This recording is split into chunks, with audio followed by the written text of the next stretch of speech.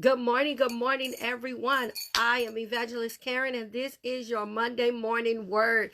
I have a few announcements before I get into the word today. I just want you all to know that I am so excited about my newest releases. I will be posting them on my page. It is called Uncovering the Face of the Enemy, and it is a spiritual warfare training manual. We take practical stories, or the Lord had me take practical stories and go ahead and uncover the enemy in the different biblical stories that I teach on. And so this is a new release, and it is called Uncovering the Face of the Enemy. And the second thing that I have out today is two of them, and they are on Amazon.com.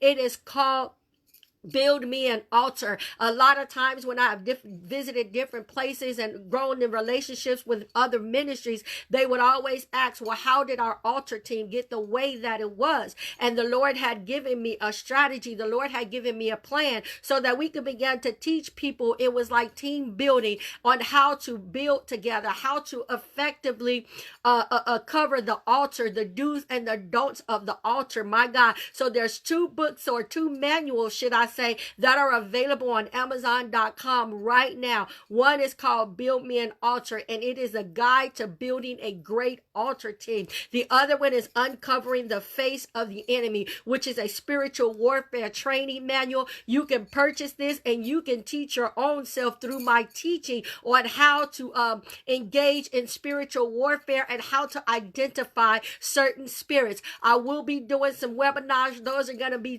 to be announced. Good morning, Pastor Susan. I met this lady, let me tell y'all, she gave a powerful word on yesterday. And I'm going to hit some of those points that she gave on yesterday, y'all. She's a mighty woman of God. Again, Amazon.com, Uncovering the Face of the Enemy. The second thing I want you to go on Amazon and get, I want you to get Build Me an Altar. If you've never worked on an altar team, if you feel like your altar team can go to the next level, pick up those training manuals. They will bless your life. They will bless your ministry's life. So our word for today, we are Consuming Fire Ministries under the leadership of Apostle Jarvis Hines in Fontana. We have been going through the book of Job. I know everybody don't like Job because they think it's really a story that it tells about people's situation and how God allowed Job to be tested by Satan, how he allowed him to be touched by Satan. So what I need you to understand is this, that God began to speak to me in regards to this subject, and he took me back to chapter 1, and I said, okay, God, let's go back to chapter 1 and let's see what it is that you want to talk about today. And the Lord said to go to chapter 1, and it talks about how in chapter 1, when Satan came in the presence of God with the other angels, and God told him, have you considered my servant Job? We talked about Job last week. We talked about how you've been considered, or you have been considered. We talked about that last week. So we're not going to get into that, maybe a little bit, but it says that God, the Lord told him, have you considered Job? And so Satan said he had a hedge of protection around him, so he couldn't touch him, that everything he touched, it was blessed and he was prosperous. So Satan asked God to remove the hedge of protection, right? And so this is where we get to our subject today, our Monday morning live on today, y'all. It says that the enemy went out of the presence of God. My God, after God gave him permission, he went out of the presence of God. And Apostle Hines, he made this so perfectly clear. It says that he did not do anything. It says once he left the presence of God is when he started to wreak havoc, which tells us that the enemy does not have as much power as we think he do, my God, because as long as he was in the presence of God, there was nothing that he could do. He had to actually leave out of the presence of God to go and cause havoc and wreak havoc in Job's life. My God, that's the first thing that I want you to understand. We give him too much power, my God.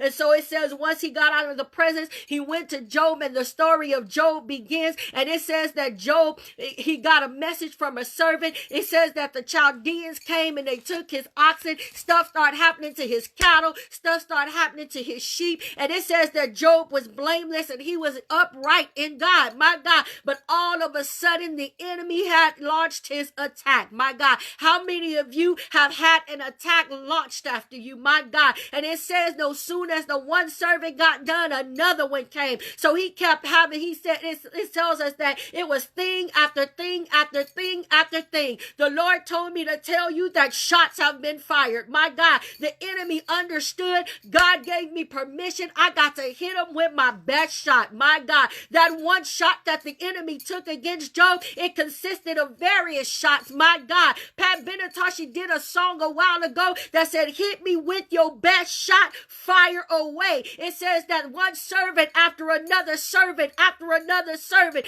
came to him. Can you imagine? The enemy hit Job so hard that he didn't even give him time to process, my God, the first thing that he did to him. How many of you have crossed over into this new year and you told the enemy all that stuff that was in 2019, it can't cross over? But then you get down in 2020 and you realize that some of those things that went on in 2019, they did cross over with you into your 2020. And it seems like right out the gate, it's only been 20 days now since this new year, but everything was happening, this thing after that thing after that thing, servant after servant. And I began to laugh because guess what? Every time the enemy does something to you, he leaves a witness. My God, he leaves a witness so that he can come and tell you the bad news. Some of y'all got to be able to understand that there have been shots fired. I know they tell us when shots are fired, they always tell us to duck and to get out of sight because our human instincts tell us to duck and to get behind something that if a shot is fired or come in your direction, you won't be hit. But let me tell you, 2020, some shots were fired. My God, they were fired right out the gate. And it says that servant after servant came to Job. I could not imagine. It was like every time you turned around, there was something. I'm speaking to some people that since you have crossed over, there has been thing after thing after thing. The enemy has tried your joy. The enemy has tried your peace. The enemy has tried your family. Your enemy has tried your faith. He has done shot after shot after shot at you. My God, I need you to know that there were some shots that were fired. And it says that the enemy understood, my God, he understood if I'm going to get them off course, if I'm going to get Job to curse God, I got to hit him and I got to hit him good. And so it says shots fired, my God. It's like he took a machine gun at Job and he just began to fire. Without remorse, without thinking, he just had to fire, my God. He kept firing at Job. And the last thing that he hit him with his family, y'all, he had messed with his camel, his oxen, his donkeys, all of that. And the last thing, my God, the last shot that the enemy took at him, he took out his family, his children, my God. He took out his bloodline, my God. There were shots fired, my God. He took out his bloodline. But what's so awesome about the story, y'all, when I read that, it said that Job, after his family, it says he ripped off his clothes and he shaved his head, which means he began to mourn about the situation. Remember, he was blameless and upright, so he didn't understand what was going on. So he tore his clothes and he shaved his head and he began the process of mourning. I can imagine the enemy looking like, yeah, I got him now. How many of you know that the enemy has shot you? He has thrown shot after shot after shot, and now he's waiting for you to fall down. My God, can you imagine? It says that Job fell down. My God, he fell down. Why? Because he had been shot at multiple times. And I could hear the enemy, my God, saying, yeah, I got him now. He's falling, he's falling, he's falling. But the Bible tells us that he fell down in worship. My God, if you feel like shot after shot has been fired against you, all you got to do is fall down in worship. I know the enemy thought he had him, or that was the blow that was going to take him out. That shot right there against his family, that was going to take him out. But it says that he fell down in worship. If you want to defeat the enemy in this season, when he is firing shots at you, you going to have to bow down and you going to have to worship in this season. My God, you going to have to worship. It says that he got shot after shot after shot. And when he was falling down, the enemy thought that he had him, but he fell down in worship. My God, he fell down in worship. If you want to defeat your enemy on this morning, you're going to have to learn how to fall down in worship. Don't fall down and be weak. It said he fell down in worship. See, you need to tell the enemy. I'm speaking to some people today. Tell the enemy, you hit me with your best shot. You fired away, my God, but I'm still standing in my right mind. I'm still standing in my peace. I'm still standing in my joy. He's tell the enemy, hit me with your best shot. Fire away, my God, fire away. So here it is, Job. He fell down in worship. And so now we get to chapter 2, my God. And now Satan, oh my God, can you imagine how aggravated he was when he had to go back to God and tell God, my God, he had to go back to God and say, you know what? I'm out of ammo. My. He's out of ammo. Some of y'all need to understand that he is out of ammo, my God. So now he had to go back to God. He had to tell God. He had to be aggravated as all out, get out, because now he had to go back and tell God, what you told me about them was true. You said that they would never leave you. You said that they would never renounce you. You said that he would never curse you and die. My God, you said that he would never curse you. But guess what? It said he fell down in worship. He had to go back to God and said, I'm out of ammo, my God. And now I need some more power. Jesus, he had to go back to God and tell God everything that I tried, every shot that I made against him. It did not make him curse you. My God, he went back to God and said, I'm out of ammo. I need more firepower. My God, he needs more firepower. My God, in order to come against Job, he had to go back and tell God, what you said about him was true. He did not curse you. I touched everything that belonged to him, and I did not curse you. He did not curse you. And so now Job, here he is, and he's been hit on every side, and he falls down and he worships. And it says that he tore his clothes, he shaved his head, he began to mourn about the things that were happening to him. See, sometimes when you cross over, sometimes when you're getting in a certain place and a certain position, the enemy understands, I got to hit them at the beginning. Are we not at the beginning of the year? At the beginning of the year, the enemy says, I got to fire some shots. Why? Because if I don't get them now, my God, and they get through the rest of this year, can you imagine the strength that they gonna have? Can you imagine the confidence in God that they're going to have? So guess what? Shots were fired at the beginning of the year. I need somebody not to duck when the shots are fired on this season, my God. And it says, just when the enemy thought that he hit him with that blow that would take him out, he began to do what? He began to worship. So I need to tell some people on this morning, when you are in a wreck, worship. When you are under attack, worship. When you are weary, worship. When you are feeling that you can't take no more, bow down and worship. You got to bow down and worship. And I said, okay, God, the enemy is taking shots. The enemy has taken shots,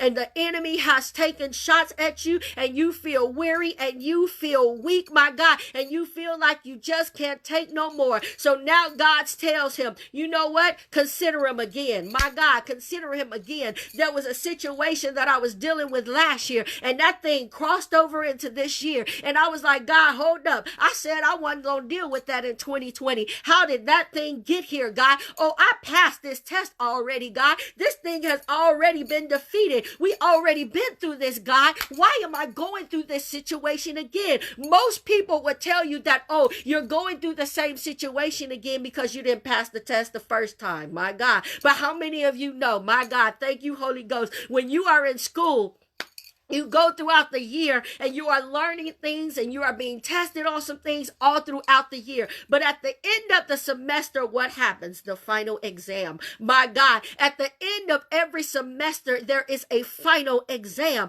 My God, and in that final exam, it exists of everything that you learned throughout the year. So the Lord told me, he said, daughter, this ain't the same test. You ain't going through the same thing. This is the final exam. My God, this is the final exam. So now you got to take everything that you learned and you got to put it into practice. Why? A lot of people don't like final exams because it consists of everything that you learned. And now the things that you learned before, you got to go back and you got to pull it up. My God, you got to recall what you learned about that situation so that you can pass your test. See, your final exam, a lot of people don't know that that thing can determine your grade. My God, sometimes the final exam is like 50% of your grade. So no matter what you did throughout the year, that final exam counts. My God. So some of you need to understand you are in the final exam. When you pass the final exam at the end of the semester, it can determine if you're ready for the next one. My God. Some of you are being tested so that you can go over into the next semester, into the next level of what it is that God has for you.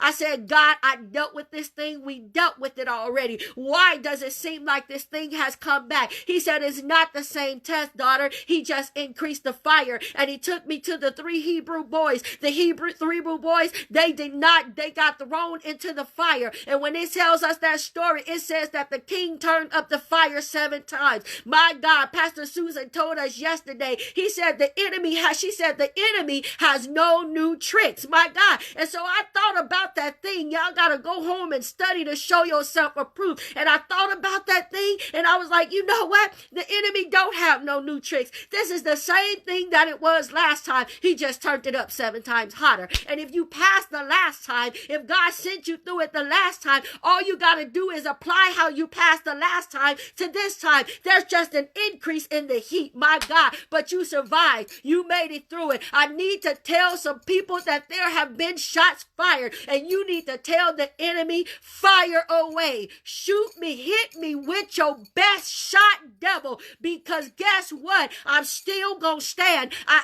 ain't gonna curse God. I ain't gonna talk about God. I ain't gonna turn my back on God. Shots fire, don't duck when it's shots fired. And I'm like, God, here I am in this situation wondering why I can't stand this. The very sight of this thing agitates me. Being in the presence of this thing agitates me. And he said, go back and apply what you learned in the previous test. This is the final exam. This exam tells how you're going to do in the next semester. My God, sometimes you got to apply what it is that you already know to your current situation, especially when it feels like the same thing that you already went through. It's not that you failed the test. The only thing is now this is the final exam. And Pastor Susan told us that the enemy don't know your chapter 42, which means he don't know Job 42. He don't understand that you already passed it. My God, he don't understand that you already have the end before the beginning. My God. And so I began to talk with the Lord and I said, well, God, what do I tell the people today? What do I tell them to do when shots are fired at them, God? He said, tell them don't duck. He said, fire back. My God. I said, fire back. He said, fire back. My God. If you understand that the weapons of your warfare are not carnal, but they are mighty through the pulling down of strongholds. I said, okay, God, how do I defeat this thing? How do I shoot back? My God, some of you are taking shots and you're ducking. And God said, this is the season that I need you to shoot back. And I said, God, how do I shoot back? He said, tell the enemy, I am the head and not the tail. I am above and not beneath. He said, tell the enemy, the Lord is my rock and my fortress. He is my deliverer. He is my strong tower. There you go, enemy. Shot fired. My God. He said, tell the enemy, the Lord is the light and my salvation. Whom shall I be afraid? Boom. Shots fired. My God, today. He said, tell the enemy, on today that I will not be afraid of the terror by night and the arrows by day. Boom, shots fired. Stop ducking. Stop trying to take cover when there are shots fired, and start using your weapon and firing back. My God, he says that I'm more than a conqueror in him. He says that I was made in his likeness and his image. My God, some of y'all need to understand, you got to tell the enemy in this season, hit me with your best shot. Fire away, because I got on a breastplate of righteousness. I got a shield of faith. I got a mighty Gabor that fights on my behalf. There have been shots fired, and I am going to use the weapon of my warfare that have been given to me by God. Shots have been fired. Don't duck when the shots are fired. He said, fire back at the enemy. My God, how many of you know it is time to fire back? We are so busy as believers being on the defense of what the enemy is bringing. He says sometimes you got to shoot back at the enemy. It's time for us to fire back. Shots have been fired. What are you going to do? Are you going to duck and hide so that you don't get hit? Or are you going to pull out your weapon and boom, fire back? Shots have been fired. Understand who you are in Christ Jesus. Understand the thing that the Lord has called you to in this season. When the enemy shoots, you got to shoot back. My God, it's time to fire back, because shots have been fired. Remember your weapons on today. They are not carnal, but they are mighty through the pulling down of strongholds. There have been shots fired. Use your weapon and fire back. I hope this blessed you all. The Lord has given me this message.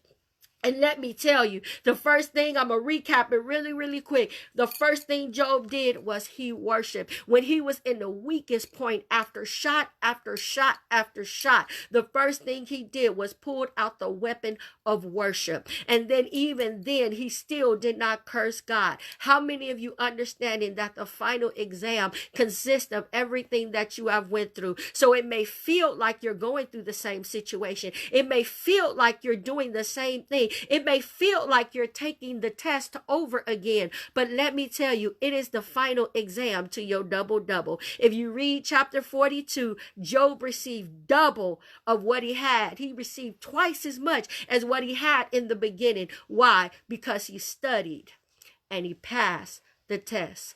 Shots fired. God bless you all.